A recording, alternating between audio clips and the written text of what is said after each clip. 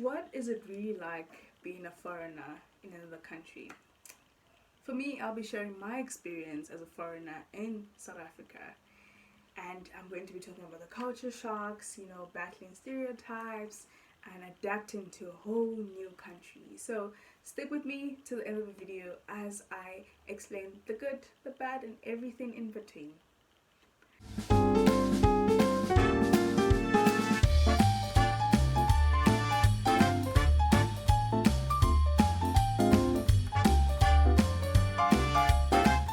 Hi, my name is Deborah and welcome to my channel. So I am a Nigerian who's currently living in South Africa, and I've been living in South Africa for 11 years now. I haven't gone back to Nigeria since I've been in South Africa, if that makes sense. So I came to South Africa on the 8th of February 2014. I think it's on the 8th, yeah. I came with my family. So my dad is a missionary pastor, so he was transferred to South Africa, to Johannesburg specifically, and the whole family moved with him. So for me, coming to South Africa, I didn't really know anything about South Africa in terms of, I didn't have a conception of it. I knew South Africa as like the America of Africa, if that makes sense. Like, I think Nigerians and I don't know about other African countries, well, maybe the things have changed now, but at that time it was like you're going abroad, so it just felt more developed, I don't know, from a distance. So I think that's the only perception I had. I didn't know about the languages and everything else. Fun fact, my dad loves Sarafina, so I knew the movie, I just didn't connect it to the experience of being South African, if that makes sense. But yeah, I came to South Africa, I was 10 years old, and I came in Feb, where the school year had already started in South Africa. So I basically had to catch up like in the middle of a term 1, and also it was a big adjustment in terms of education, right? So I'm going to talk about adjustments in different sections. So I'm going to start with education. So in Nigeria, I was in GSS2 or SS1. No, let me not lie. I was in SS1.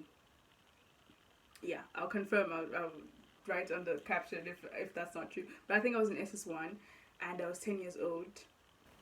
So anyway, when I left Nigeria to South Africa, in terms of my education system, there was a huge shift because in Nigeria we start school early, so I think around 4 years old, as opposed to South Africa where usually you start at 6. Don't quote me on that, but yeah. So I was advanced for the South African system, but thankfully I was able to do the grade 7 exam at 10 years old, and I was put in, I passed. So I started grade 7, and that's like the grade before high school. So I'm coming into a new school. People already made friends from like grade 1, and I was learning all over again. And the thing is, Nigeria, I think I was doing 18 subjects at that time, and then I was coming to do 7 subjects, 7 or 9. I'll confirm on captions. And that was like a huge adjustment. Not huge, actually it was better. Coming to South Africa, I had to learn Zulu like in grade 7. I've never known this language before, and I just had to pick it up. Thankfully I passed grade 7. So this is my grad picture with me and my dad. But it was also an adjustment in terms of making friends. And let me talk on accents now before I forget. So I don't have a Nigerian accent. I don't know if you can pick it up. I don't know what a Nigerian accent is, but people have this perception of what a Nigerian accent is.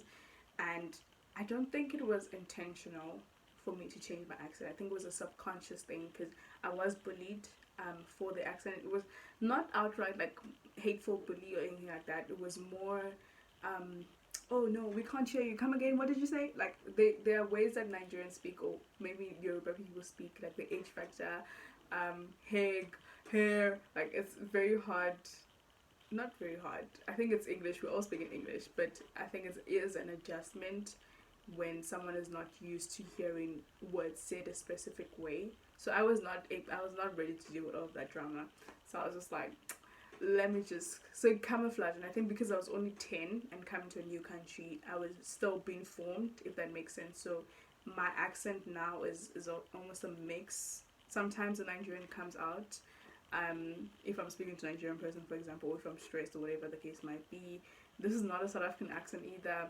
but it's just a mix. And I think a part of me mourns that. It mourns the fact that I don't sound Nigerian. Again, it's like, what is that sound supposed to be? Is it the O at the end of Chineke, or like all that?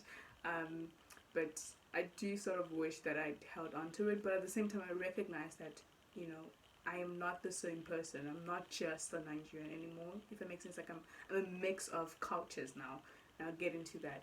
So, education, grade 7, that was a school, and then I moved to a new school, Kenilworth High School, shout out, in grade 8 till grade 12, and I had to now switch from Zulu to Afrikaans. And even that, it was, yo, ek kan nie praat Afrikaans nie. I don't know if that makes sense. That's not Afrikaans. But yeah, that was also very hard to learn the language. And also, in terms of the subject, so I mentioned earlier that I moved from 18 subjects to 7 subjects, and you think that, you know, that's like a better move, but it's also a different level. For example, the maths was different, and I'm just like, I felt like I was learning all over again. But thankfully, I did that. I did high school. So now I'm going to move on to the culture shock. So coming to Nigeria, coming from Nigeria to South Africa, and bear in mind that this is like 11 years ago, so probably things have changed in Nigeria as well. But there was a lot of culture shock. I used to joke that I didn't know who Beyonce was in Nigeria, because I was also very shocked. But South Africa did expose me to a lot of things, and, you know, a lot of concepts that I probably wouldn't have gotten until maybe my teenage years in Nigeria. So, for example, I remember the first time I saw a woman drinking publicly. I was so shocked. I was like, what are we doing? What's going on? and I think it's also that level of freedom within the countries. Like, Nigeria is not going to say way more, but it's conservative.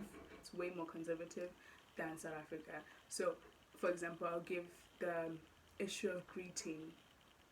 In my culture in Yoruba, as a sign of respect, we say ma, sa, right? When you greet your parents, you don't just say hello, which is something I learned that South Africans will say anytime anyway. Hello, hi, and it's more informal.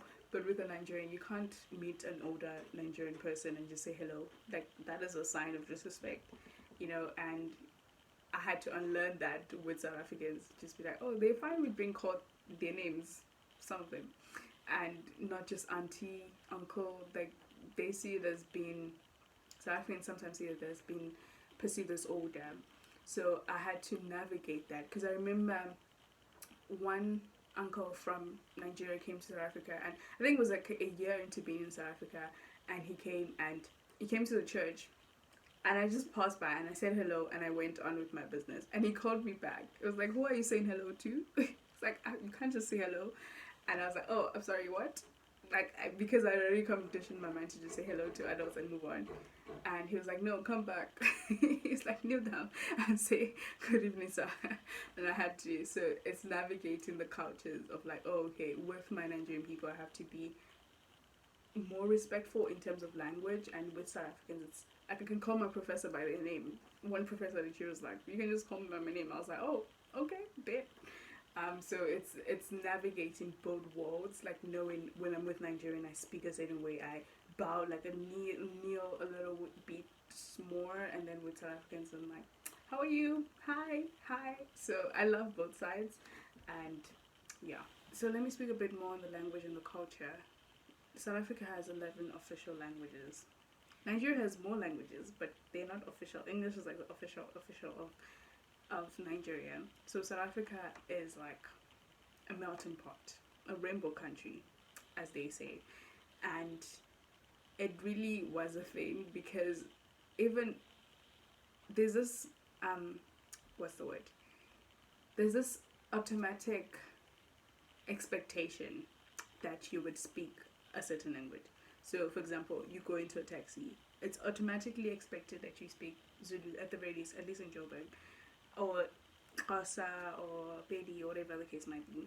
And most like South Africans are multilingual. Most, I don't know, that's not stuff. Don't quote me on that. But whenever I'd go to a taxi, and I would be like, oh, I don't speak Zulu, it'd be like, why? It's just automatically like you begin to feel as, I don't want to say you're made to feel, but you begin to feel like okay. So I think also it is a burden on like a person who comes to a country for the first time to learn the languages, and which I have taken up on for myself. So obviously with being in South Africa for so long, I have picked up the language, like I can hear it, but the speaking is hard because my tongue cannot, the clicks are not clicking for me. So that was the issue. The issue is I cannot click. And not all languages, obviously, of South Africa involves a click, which is another um, English perception that people have. But yeah, learning the language and having to flow within each space, because in Joburg it was mostly like Zulu. Here as in Eastern Cape in Grahamstown where I am, it's like Xhosa people and also a lot of Zimbabweans, and I love y'all Zimbabweans. But it's also like the language Shona, like having to, because I have a lot of Shona friends, so also picking up on that. And if I meet a petty person, I'm like, oh okay, how do I greet in your Molweni, all those greetings. So it's also learning the language and navigating different groups well, but also it's the slang. um, the yo, and I love yo ish. I love those. I think it'll always be Bazalwane, Bafuetu, always gonna be my lingo even after I leave South Africa. It's just so lively and so fun. Like South Africans are peak energy. Peak, if you can hear it in Amapiano, it's real. Okay, I love them so much. I love y'all so much. And I have an experience in high school where I said a particular Nigerian. It's not. I don't want to say it's a Nigerian phrase because maybe I just heard it in Nigeria at that time. So it was. I was very annoyed, right, with a friend, and then I said, "I'll give you a blow." With that, I'll give you a blow. I was ready. I was literally ready to throw hands. And then I remember my friends laughing out loud, and I was like, "What is?" And I was already angry. And then imagine you're angry and people are laughing at you. And I was like, "What's going on?" And they were like, "I'll give you a blow."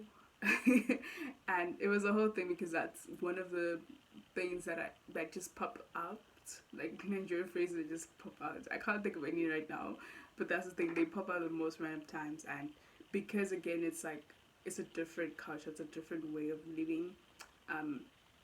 Yeah, it can be interesting to sort of navigate that. So I'm going to speak about the bad, and I think I've also lived a pretty sheltered life in South Africa. Like South Africa has been good for me, and it's been good to me as well. And I'm grateful that I'm in this country. Thank you for giving me my visa back, guys. I have a study visa. But I think it does happen where you hear in the news, not so much, but you'd hear in the news about xenophobia, and I'll put the definition down so we use the correct terms, but where it's like a hate against foreign countries and not just Nigerians. And you could argue about whether it's justified, about Nigerians dealing drugs and all that, but my issue with that is it's the blanket statements on either side. Like, sometimes Nigerians will make a blanket statement about South Africa, and South Africans can make a blanket statement about Nigerians. And it can be a us versus them type of thing, which I never understood because we're all Africans, so we should all be like, we have bigger battles to fight, guys. To fight. We have bigger battles to fight. And so, I remember when there was a particular attacks against businesses, foreign businesses, and my dad has a predominantly Nigerian church at that time when he was still here, and it was a thing of like this fear of the church is going to be burnt down, and because it was happening to other churches, it was happening to other businesses at that time, and so it's almost like not knowing if your stay in a country can be threatened at any time. And I don't want to go into political issues, I'm just trying to share experiences, but there's that element of navigating that. It's almost like it's a tension of like, oh, it can happen at any time, and you just have to deal with it. I think there's also like other what you call this, stereotypes, let me use, of Nigerians and how we are loud. I can be loud, hey, but I'm just quiet now. But I can get loud.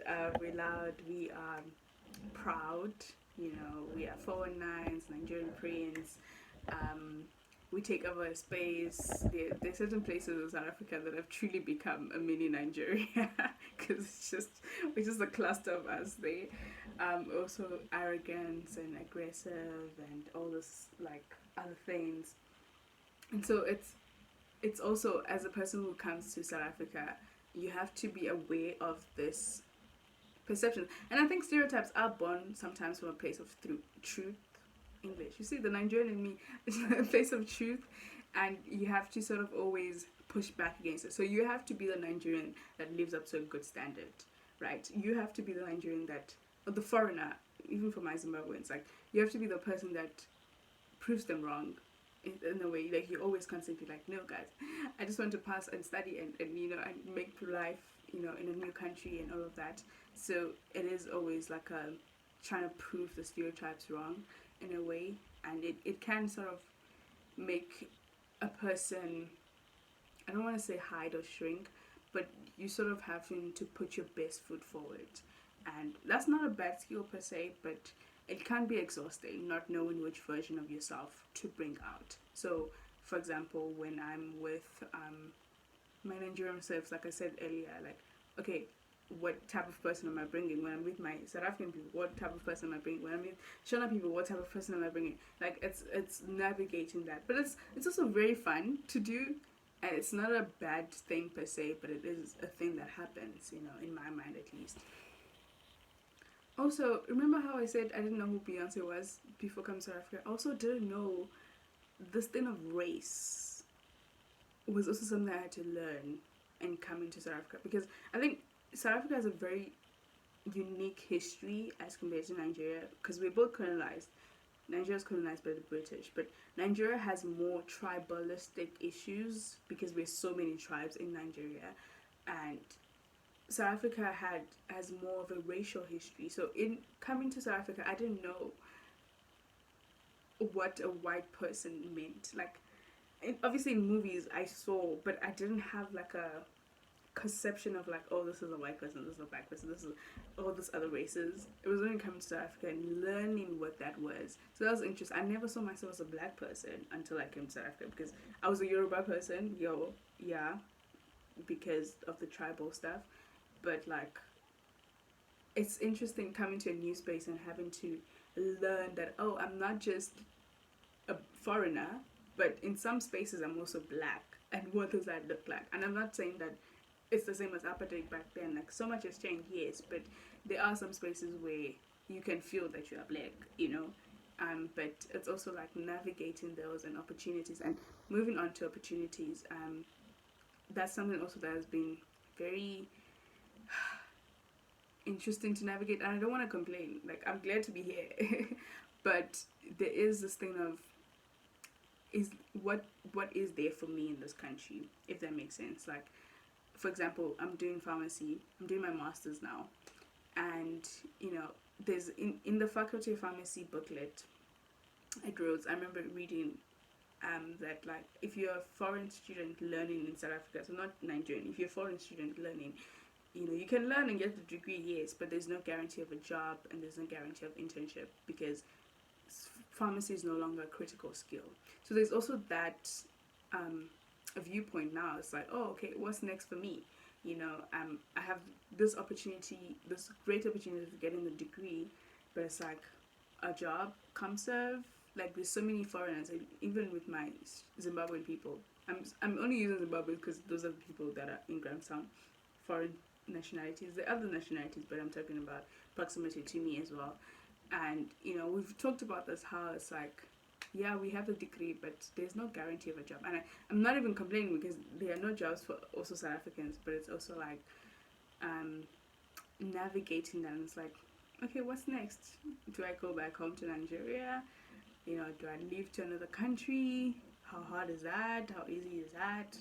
All of that. So it's this weird feeling of not knowing where home is, because I've lived in Nigeria as long as I've lived in South Africa. I'm 21 years, so I've lived 1 year extra in Nigeria in South. So it's like, even if I go to Nigeria now, it's still going to not feel exactly like home. And yeah, it doesn't exactly feel like home, because that's the other thing about being a foreigner in another country. It's like you miss home. I do miss Nigeria, um, and you always have to. It's both learning to form a new community, which I think I've done, but also like that connection to home, which is like things like food, music, language. So being able to speak my Yoruba, like I don't have anyone to speak Yoruba with here. So trying to keep that language going, trying to keep the knowledge of my country, Nigeria, going, and you know, it's both. It's I think it's the same analogy with being a Christian. This world, right? This world is not a home, but we spend like 8 years, give or take, in this world. But also, there's this part of us that yearns for a home in heaven, if that makes sense. But anyways, yeah, it's been great. No, I'm being so serious. It's been lovely in South Africa. The people are amazing. I literally mean that in the best way possible. They're so friendly. They are so welcoming. And what I love is that South Africans love Nigerian culture. Jollof rice. Like, I think South Africans love jollof rice than I do. They love the music, the culture, the Christian aspect. Like, there's a lot of love, and I do want to emphasize that more than the hate, more than the sometimes hate. You know what I mean? So I think it's just an experience of adapting always, but also allowing myself to feel at home in this country while I'm here, you know. I can say that there are places in South Africa I haven't explored. I haven't explored anywhere in South Africa actually. I've been to Cape Town, Joburg, and I'm in Grahamstown, Eastern Cape now. So there are other provinces that I could go to that I should visit. And South Africa is a beautiful country, and beautiful in culture, beautiful in language, beautiful music, beautiful people. And I'm grateful that I've gotten to experience it for so long. And, you know, I really would love for more of that solidarity, more of that compassion across both sides. I'm not saying like Nigerians are without their faults. We should also, you know, integrate ourselves into the culture that we're in. Mm-hmm. So that is my experience in South Africa. If you're a foreigner in South Africa, or a foreigner anyway, what is one experience that you have learned that is different from mine or similar to mine? And for my South Africans, what is something that you've come to learn to love about foreigners or Nigerians in particular? But let's just keep the conversation going in the comment section, and don't forget to like, subscribe, comment, share all the things that need to be done, and go well. I'm realizing now that I should have started this video by saying Sambonani, hello, but I'm gonna say Hambagakle, go well guys, and see you on the next video. Bye.